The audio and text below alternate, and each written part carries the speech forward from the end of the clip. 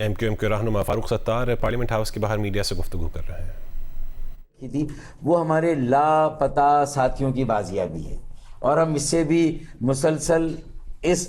مطالبے پر بھی قائم ہے کہ وہ بازیاب ہونے چاہیے. اس کے لیے وزارت داخلہ کے ساتھ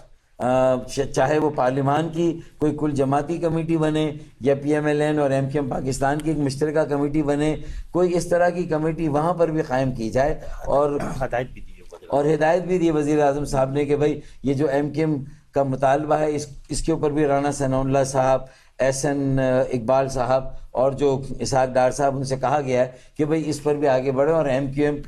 کی یہ ایم کیو ایم کے نہیں، یہ ہمارے جو سینکڑوں لاپتہ ساتھی ہیں، ان کے اہل خانہ ہیں، ان کی بہنیں، بیٹیاں، میری بھابیاں، یہ ہماری بہویں ہیں، اور ہمارے یہ بیٹے اور ہمارے بھائی لاپتہ ہیں. تو ان کا کچھ ہونا چاہیے اور ان کی بازیابی کے لیے ایک سر توڑ کوشش ہونی چاہیے، جس پر ہمیں یقین دہانی کرائے گی کہ اس پر بھی ہمیں سپورٹ کیا جائے گا، اور وزارت داخلہ کے ساتھ بیٹھ کر اس مسئلے کو حل کرانے کے لیے بھی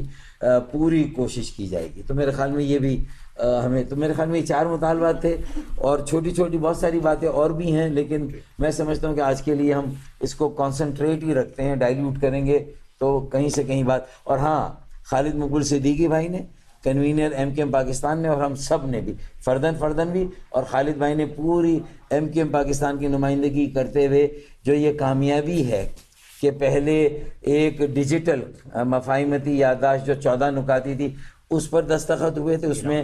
پاکستان کا ایک کلیدی کردار تھا، ہم نے پہلے بھی مبارکباد دی. اور یہ جو جنیوا میں بھی جو فریم ورک طے ہوا ہے آگے کی بات چیت کے لیے، اور یہ جو 60 دن دیے گئے ہیں، اس میں بھی جو پاکستان کو پوری دنیا میں ایک عزت اور وقار ملا ہے، اس پر ہم نے وزیر اعظم پاکستان صاحب کی جو خصوصی کاوشیں ہیں اس پر انہیں بھی، ان کی ٹیم کو، اسحاق ڈار صاحب کو بھی مبارکباد دی. اور ایک خصوصی مبارکباد ہم نے چیف جو ہمارے فیلڈ مارشل ہیں جنرل عاصم منیر صاحب، ان کی جو اس میں شبانہ روز کاوشیں رہی ہیں کہ اکثر دونوں آرک رائیول ایک دوسرے کے سخت مخالف، ان کو ایک ٹیبل پہ بٹھانا ایک تو سب سے بڑی بات یہ تھی، اور پھر ٹیبل پہ